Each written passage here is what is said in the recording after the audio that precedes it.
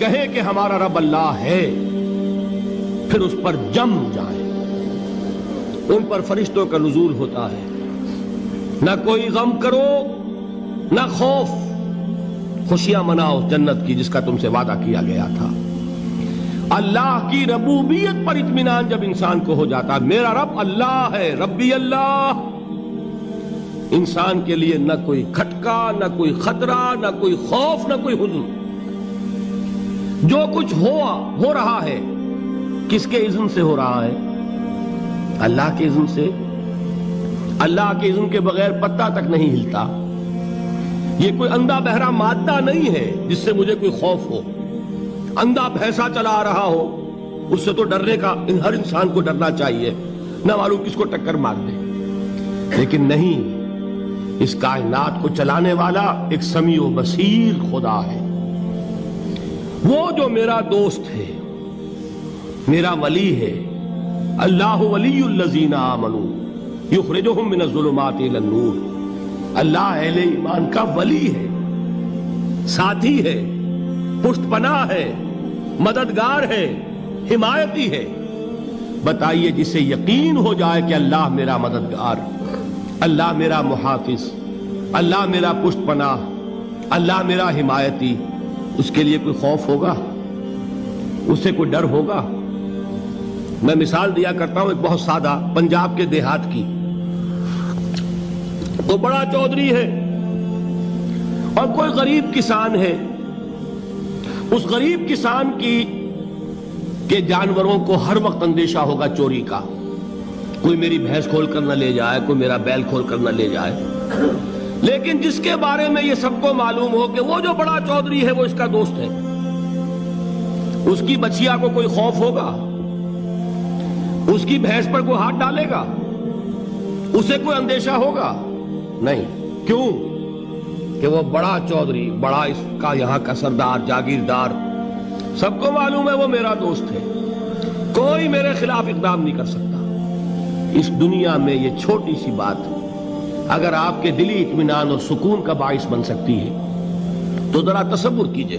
میں لفظ تصور استعمال کروں گا صرف اس لیے کہ اس کا ہم جس کو کہتے ہیں ادراک اور شعور کر نہیں سکتے، اگر کے ساتھ کر سکتے۔ اگر یقین ہو کہ اللہ میرا مددگار اور یقین ہو کہ اللہ ہر آن میرے ساتھ ہے، پھر کوئی خوف، کس کا خوف؟ کوئی شے اللہ سے بالا تر ہے؟ کوئی قوت اس سے زیادہ طاقتور ہے؟ کوئی اس کے ارادے کو بدلنے والا ہے؟ کوئی اس کی مشیت کے آڑے آنے والا ہے؟ یہی بات ہے جو حضور نے فرمائی۔ یہ ایمان کا حاصل ہے لب لباب، کہ دیکھو اچھی طرح اس بات کو ذہن نشین کر لو، اگر تمام انسان مل کر تمہیں کوئی نقصان پہنچانا چاہے نہیں پہنچا سکتے مگر جو کچھ اللہ نے لکھ دیا ہو، اور تمام انسان مل کر تمہیں کوئی نفع پہنچانا چاہے نہیں پہنچا سکتے مگر وہ شے جو اللہ نے طے کر دی۔ آپ پھر میں کہوں گا ذرا طاری کیجئے، اسے فرض کیجئے، اسے سوچئے۔ اگر اس حدیث پر ہمارا دل ٹھکا ہوا ہو تو کسی سے ڈر ہوگا؟ یہ مجھے نقصان نہ پہنچا دے، یہ میری رپورٹ خراب نہ کر دے، یہ میری انکریمنٹ نہ رکوا دے، یہ میرا یہ نہ بگاڑ دے، یہ میرے یہ نقصان نہ پہنچا دے۔ اس کا ڈر، اس کا ڈر، اس کا خوف، اس کی خوشامد، اس کے لیے جا کر طرح طرح سے اپنی عزت نفس کو ذلیل کروانا اس کے سامنے، یہ سب کچھ کیوں کرتا ہے انسان؟ جب سمجھتا ہے کہ اس کے ہاتھ میں میرا کوئی نفع ہے، اس کے ہاتھ میں میرے لیے کوئی ضرر ہے، یہ مجھے کوئی غضب پہنچا سکتا ہے، یہ مجھے کوئی نقصان پہنچا سکتا ہے، یہ میرا کوئی کام بنا سکتا ہے، یہ میری کوئی ضرورت پوری کر سکتا ہے، اسی کا نام شرک ہے۔ جہاں آپ نے یہ سمجھا کہ غیر اللہ کے اندر کوئی طاقت موجود ہے وہی شرک ہے۔ بتوں سے تجھ کو امیدیں، خدا سے نومیدی، مجھے بتا تو صحیح اور کافری کیا ہے؟ شرک تو یہ ہے۔ جس پر بھی تمہیں یہ خیال ہے کلمہ ہے، یہ کلمہ سوم، لا حول ولا قوت الا باللہ، ذرا اس پر دل کو کبھی اگر آپ تصور کریں، پھر فرض کریں، دل ٹھک جائے اس پر، کوئی طاقت نہیں۔ یہی بات تھی جو شیخ عبد القادر جیلانی رحمۃ اللہ علیہ نے اپنی وصیت میں اپنے بچے سے کہی. 11ویں دینے والے ہیں، لیکن حضرت شیخ عبد القادر جیلانی کی وصیت اور تعلیمات کو کتنے لوگ ہیں کہ جانتے ہو؟ یہ جن مقامات تک پہنچے ہیں وہ کس چیز کی بدولت پہنچے ہیں؟ انہوں نے جو پیغام دیا وہ کیا تھا؟ اے میرے بچے، جس طریقے سے قرآن مجید میں حضرت لقمان کی نصیحتیں جو ہے نقل کر دی گئی ہیں، میں یہ عرض کروں گا بالفرض اگر قرآن حضرت عبد القادر جیلانی کے بعد نازل ہوا ہوتا تو شیخ عبد القادر کی یہ نصیحتیں بھی قرآن میں درج ہوتی. اتنی اونچی نصیحتیں ہیں. اے میرے بچے، اس حقیقت کو ذہن نشین کر لے، لا فاعل فی الحقیقت ولا مؤثر الا اللہ. اس کائنات میں نہ کوئی فاعل حقیقی ہے نہ مؤثر حقیقی ہے سوائے اللہ کے. کسی شے میں کوئی تاثیر نہیں اگر اللہ نہ چاہے.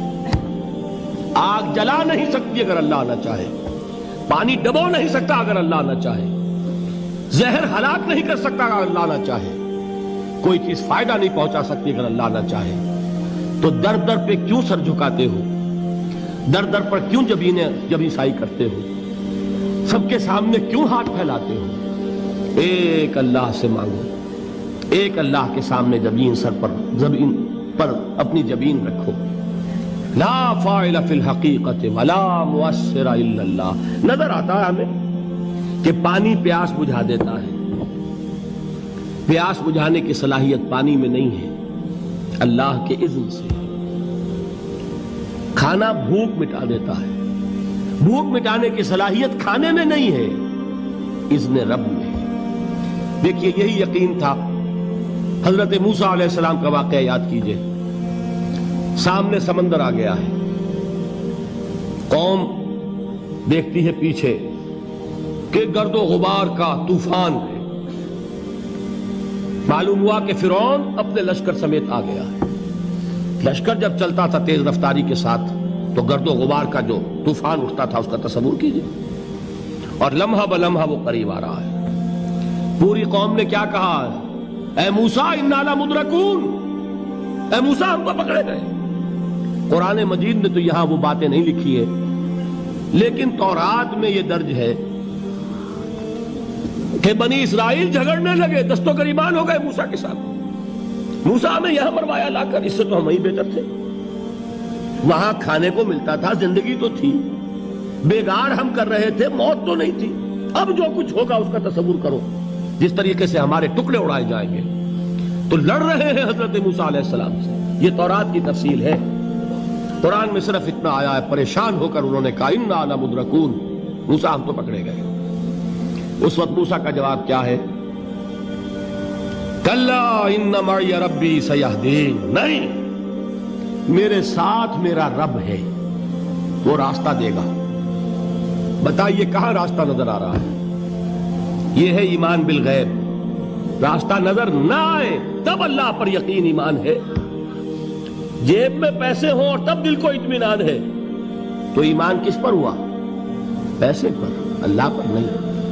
جب وسائل و ذرائع نہ ہو اور پھر یقین ہو کہ اللہ مسبب الاسباب ہے، وہ اسباب کا پابند نہیں ہے، وہ اسباب کا محتاج نہیں ہے، اسباب اس کے محتاج ہے.